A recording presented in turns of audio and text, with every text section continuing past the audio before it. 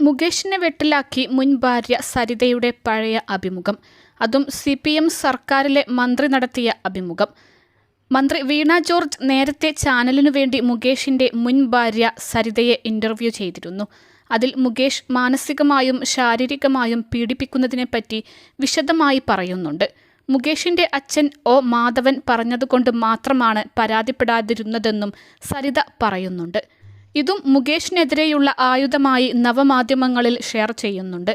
അഭിമുഖം നടത്തുന്നത് CPMലെ മന്ത്രിയാണെന്നതും ചർച്ചയാകുന്നുണ്ട്.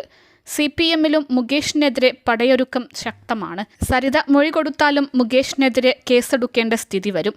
അതിനിടെ മുകേഷ് MLA സ്ഥാനം രാജിവെക്കണമെന്ന് K. അജിത ആവശ്യപ്പെട്ടു. CPI ദേശീയ സെക്രട്ടേറിയറ്റ് അംഗം ആനി രാജയും മുകേഷിനെതിരെ രംഗത്തെത്തിയിരുന്നു.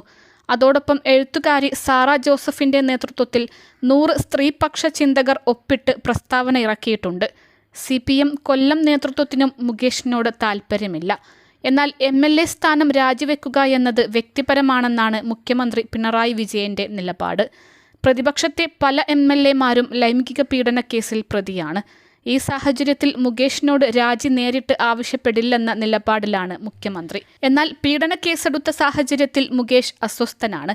ഇടതുപക്ഷത്തെ പ്രധാന സ്ത്രീ നേതാവായ CPIയുടെ ആനി രാജ പരസ്യമായി തന്നെ മുകേഷിന്റെ രാജി ആവശ്യപ്പെടുന്നു.